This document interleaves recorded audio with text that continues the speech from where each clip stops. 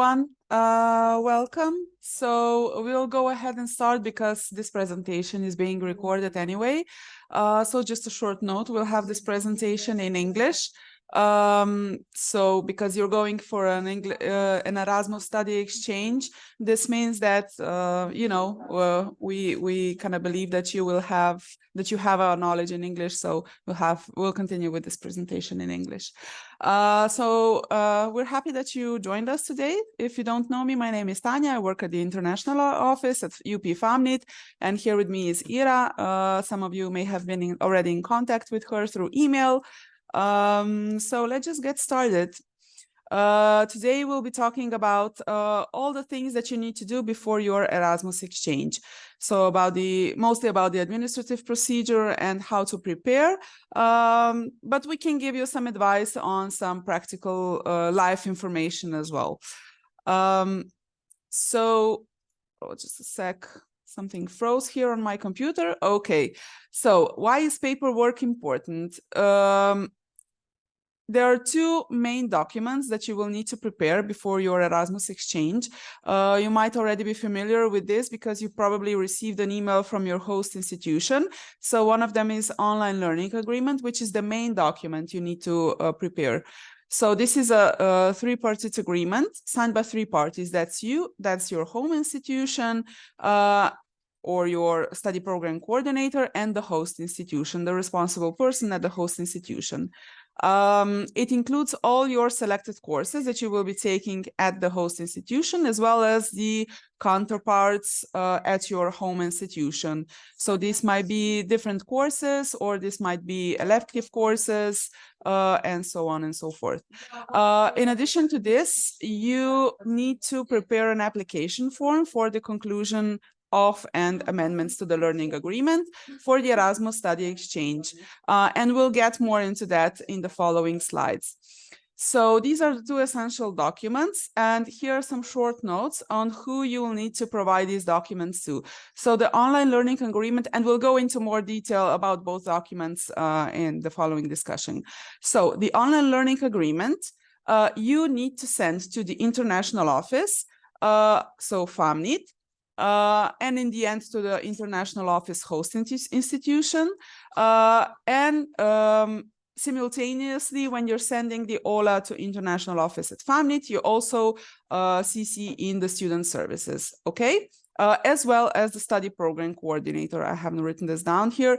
So to all these persons, the application form for the conclusion and amendments to the learning agreement, which is incidentally our internal form. So you don't need to send this to the host institution. You only need to include it in the mail to international office and to student services, as well as your study program coordinator. When you're sending the email, so we're talking about a correspondence of one email where you include the OLA, the application form, and additionally, you need to include a syllabus of selected courses, or the HTML links of these courses to your study program coordinator.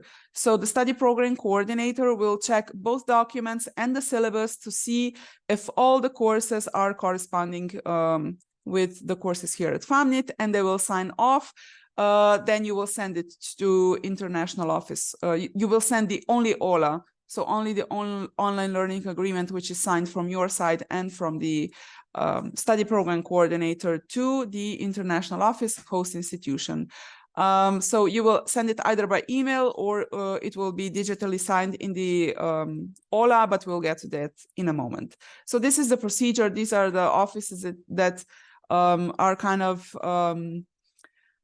handling your paperwork, just so you know what goes where. But you can always, we'll discuss this in the end, we'll go through it once again, but just so you know which documents go where, okay? So how do you access the relevant documentation for the mobilities?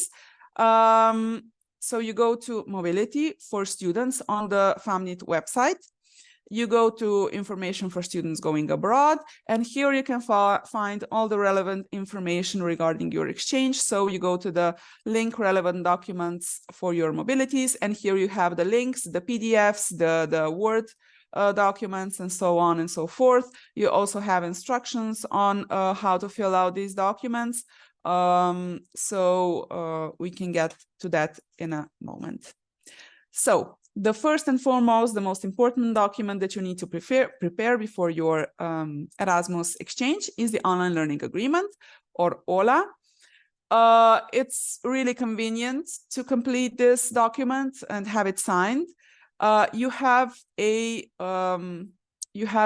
learning, so you have an example or a tutorial on how to fill out your OLA in this link.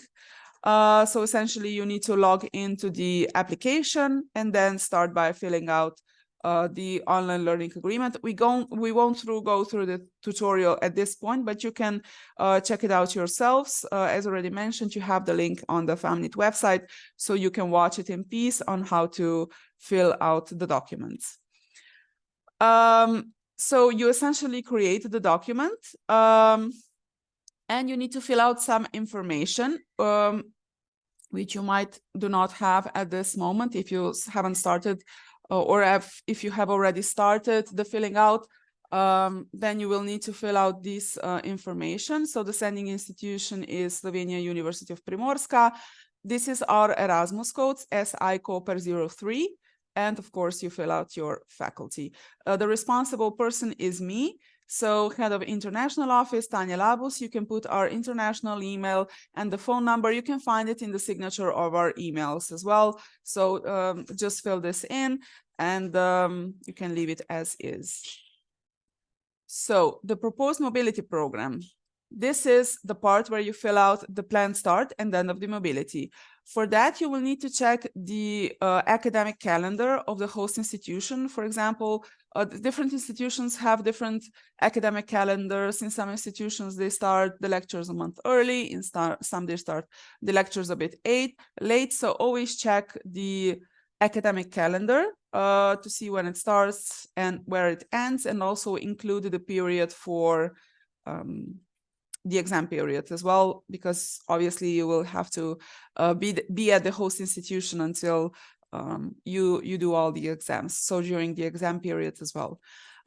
Then in table A, you will select which courses you want to take at the host institution. On a side note, FAMNIT does not have a minimum requirement of courses. Of course, you need to take at least one course. But we do not have a minimum requirement in terms of that you need to have 30 courses for the purpose of your exchange. No, you can take as many courses as you want, or as many courses as you think that you will be able to take according to the schedule and your other things that you will be doing at your Erasmus. However, just keep in mind that if you do not bring home as much credits as you would need for enrolling in the next year, you might have some problems, right?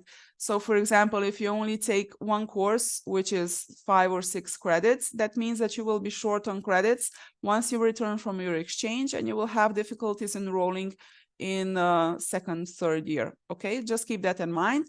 So Erasmus per se does not require minimal credits from our side, but you do need to have enough credits to enroll in the next year. So in table A is the courses that you will take at the host institution, and in table B, you will write the courses that will be recognized at UP FAMNIT. So courses that are recognized for at UP FAMNIT need to be cleared off or checked off by your study program coordinator. And it can be an obligatory course, it can be internal elective or an external elective. If it is an internal elective or an external elective, this is exactly what you write in table B or in the other internal form that we already spoke about. So you write internal elective, external elective, just as is. You don't have to write the name, right? Also, courses can be recognized as out of the program courses, which means that if you're going to Spain for your Erasmus, you can also take Spanish, which won't be recognized as an elective course, but it can be recognized as out of the program course. That means that you will, the credits that you receive at this course will be recognized in addition to all your courses. So when you finish your studies and you have 180 ECTS, and if you take additionally Spanish or any other courses, which is worth, I don't know, 5 credits, in the end, when you graduate, you will have 185 credits in total. That means out of the program. It won't be recognized in terms of proceeding to the next year, but it will be recognized in your supplement to the diploma.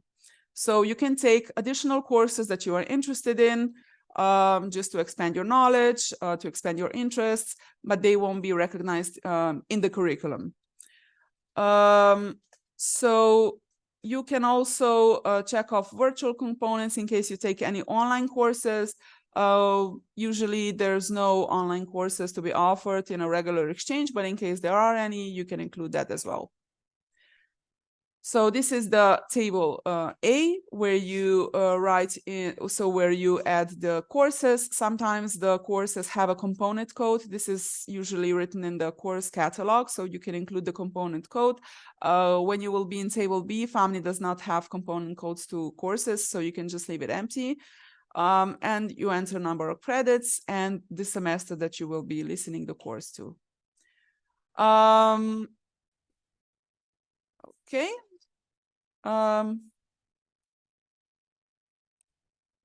So simultaneous, and you do this as well for table B. It's the same thing. So just write the title, component code, you can write 0 or whatever, the semester and the number of credits. For example, you can write the title, external elective course, component code 0, number of credits 6, and the semester 2nd.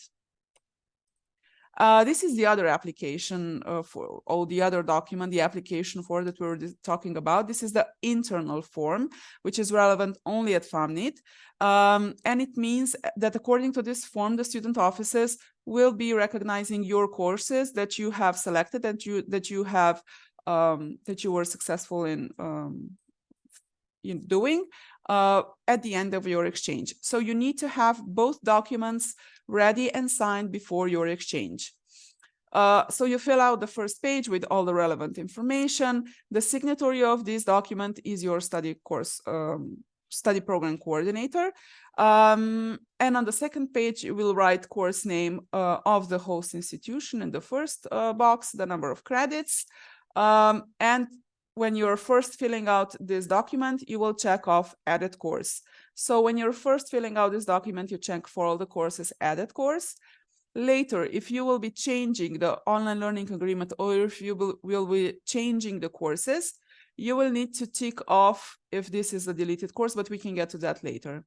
So equivalent course on UP FAMNIT type of obligation is I don't know, internal elective, external elective, out of the program, obligatory, and the name of the equivalent course. If it's obligatory, you just write, I don't know, Algebra 2. If it's an internal elective, just write internal elective, okay? The number of ECTS, recognition of performed obligation recognized. So it can be either yes or no. This will type in your study program coordinator and sign off in the next box. This is important because some of the courses, well, actually, a lot of the courses offered at host institutions offer 3, 4, 5 credits. So they're not compatible in number of credits with courses at UP FAMNIT. For example, you might take a course which is worth 4 credits.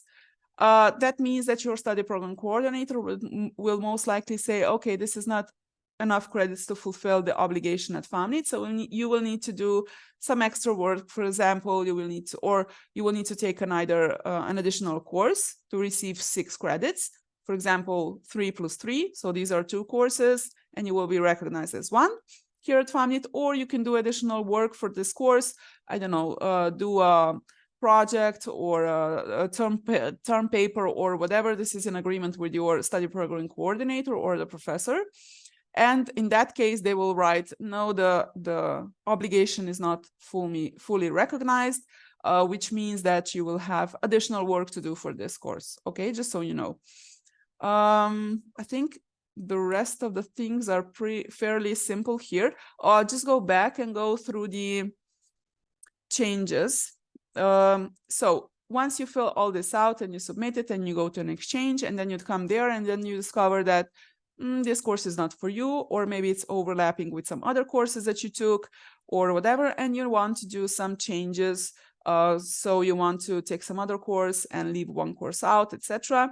You will need to go back to your online learning agreement, and you will need to go to the section changes to the learning agreement. So there's a tab in the OLA changes, and you will again need to fill out which course you will take at the host institution and which course you will take out. So you do the same in table A. In table B, you need to get the signatures again from, so you need to sign it yourself, get a signature from study program coordinator, get a signature from host institution, and simultaneously you need to do again the same with this application form. But in that case, so you will have already here listed, I don't know, 3 courses that you already ticked as an added course, and then you will add the 4th course, which can be the same as course number 2. So the 4th course, and then ticked off deleted course.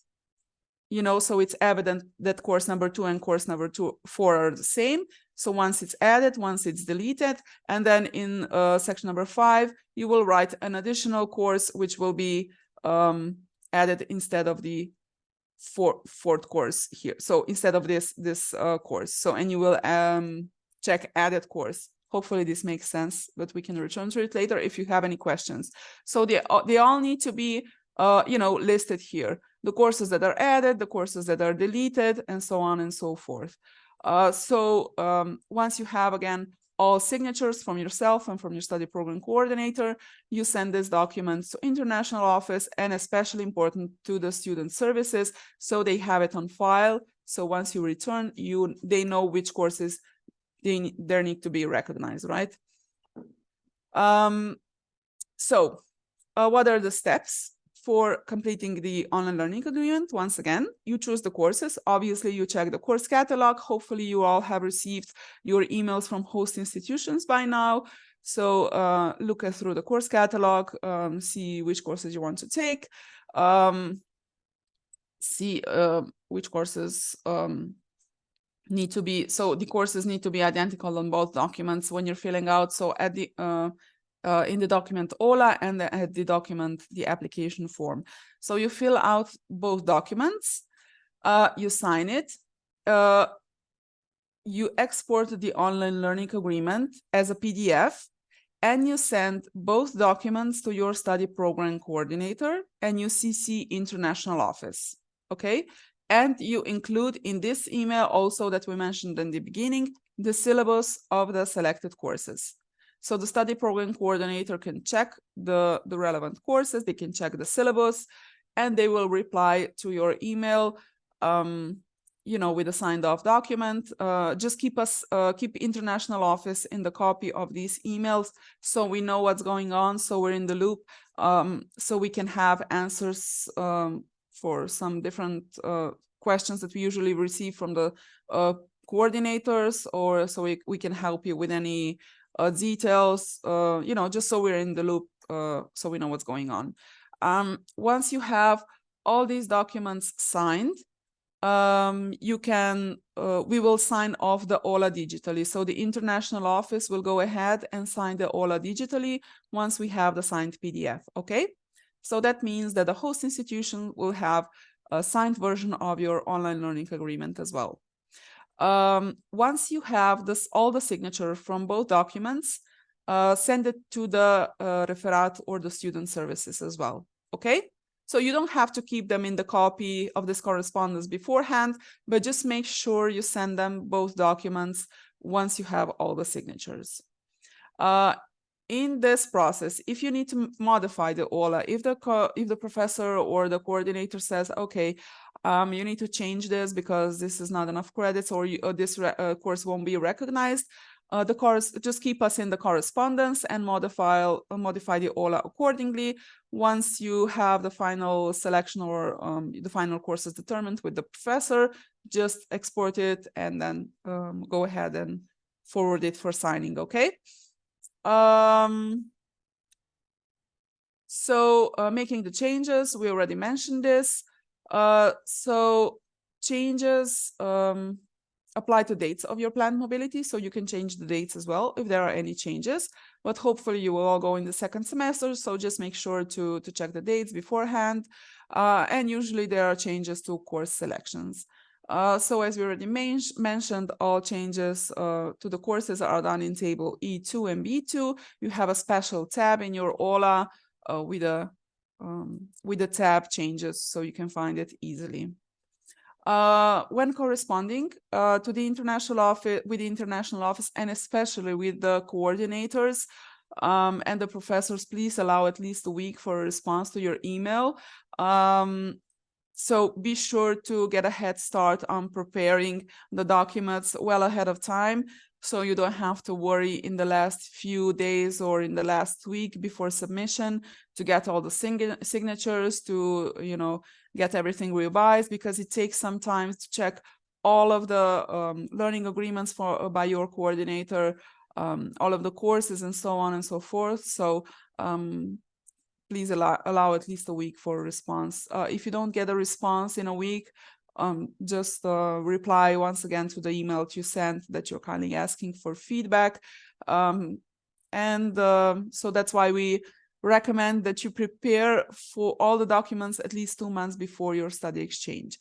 Usually the host institution will send you a deadline for applications in your welcome emails. These are usually mid-November, end of November, sometimes mid-December. So just be sure to follow these deadlines.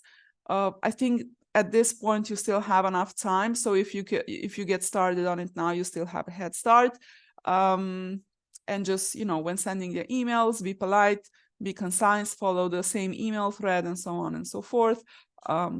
As usual, as you are communicating here at FAMNIT and when you're communicating with the host institution. After you have all this set up, about a month before your departure, you need to set up the financial agreement. Usually, I think 2 months before your departure to your exchange, you will receive an email from our colleague at the project office, Petra Zidar. She is preparing your scholarship documents. So you will receive an Erasmus scholarship for your exchange.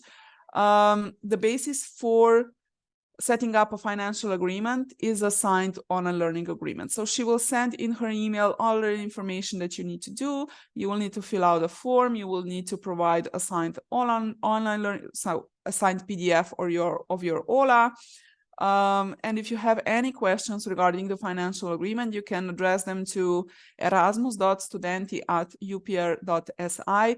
This is the same email that you will receive additional information from, but just so you know, this is not us at the international office at FAMNIT. This is a colleague at the rectorate at the university. So you can always contact her at this email address for more information. You should receive your scholarship, I think, at least 1 month before your departure to Erasmus, and you will receive 80% of the whole amount, and the 20% will be transferred after you return and after you provide all the necessary documentation, okay? An additional thing that you can prepare for your exchange is, of course, the language. I think that most of you will be studying in English. That we have some students who are going for an exchange in Italy, and they will be studying in Italian, but for the most part, I think you will be studying in English. So online language support, OLS, is designed to help you improve your knowledge in different languages, so not only in English.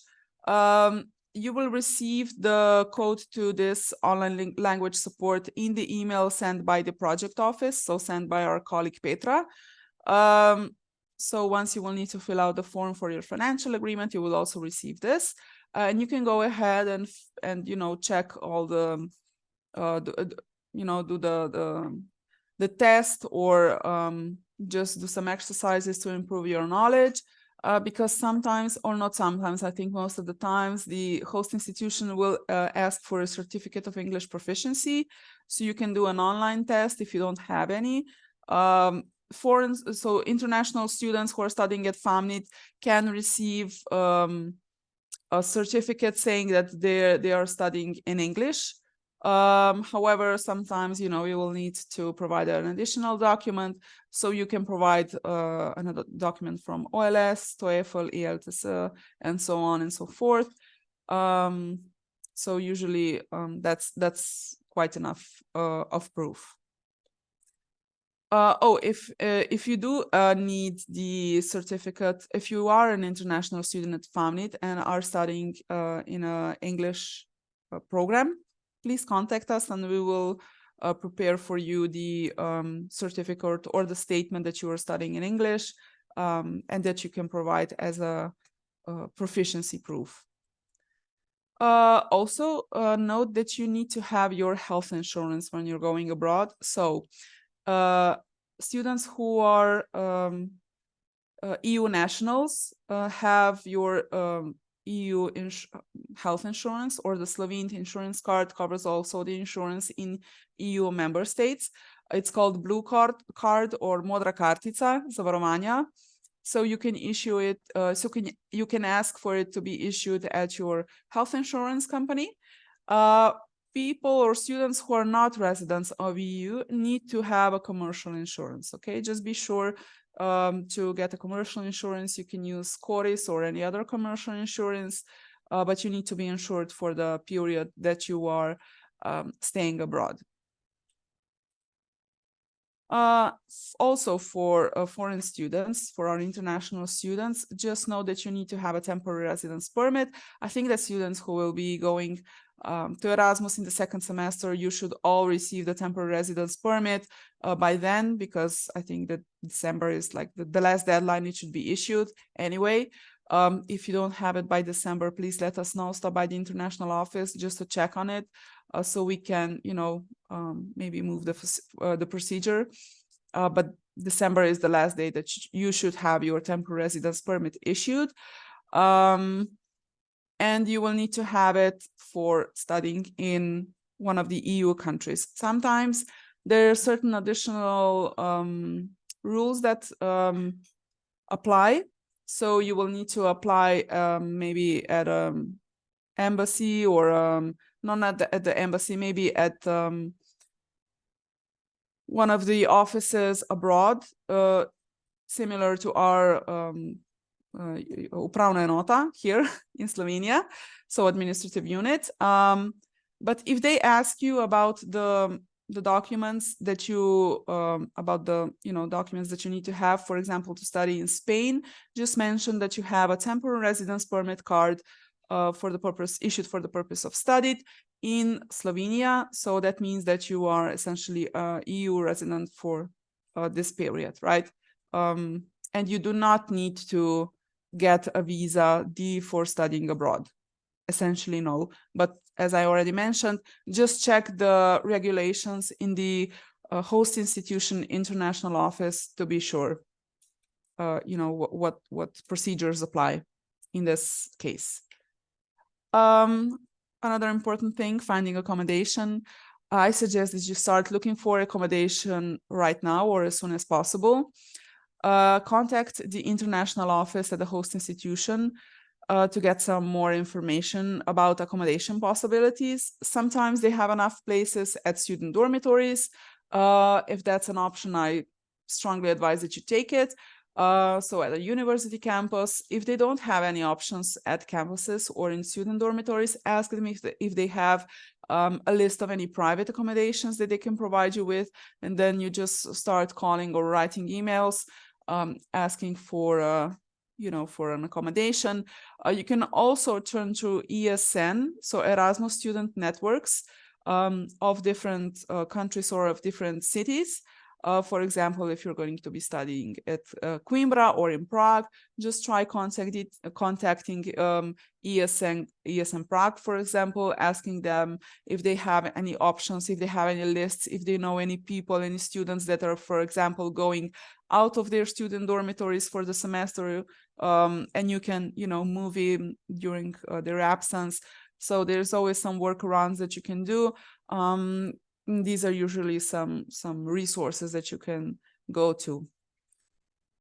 And once you go to your exchange, you have fun, you go to courses, you meet new friends, get new experience, and you have a great time. In the meantime, also, you can drop us a note saying how you are, write us a postcard, or just, write us an email, send some pictures. We would love to hear about your experience. And after you come back, just let us know that you're back and send us the confirmation or the certificate of stay. Some faculties ask for a certificate of arrival when students go abroad. They might ask you about this in the international office. At the host institution, just explain that you don't need the certificate of arrival, but you will need the certificate of stay. This is a certificate that you will receive via email and that you will need to have signed and stamped, and you will need to bring back to when you come back to FAMNIT. You can drop it off in person, or you can send it to us by email. We're always happy if you drop it by in person to tell us how it was on your exchange, to share some experience. In addition to that, you will also need a transcript of records for the student services, because obviously you will need to have the credits recognized here at FAMNIT. Both documents you can send to both documents, and including another document, which can also be found on the FAMNIT website, is the recognition of obligations performed abroad. It's a document, it's an internal document that you fill out, and you write in all the courses that will be recognized, all the courses that you were successful in taking, and you send all 3 documents to student services. Okay. Also, you need to send the documents to the project office, so to Petra Zidar, the same email that we mentioned before, so she can transfer the final 20% of your funds of the Erasmus scholarship. Okay, so that's it from my side for all the technicalities.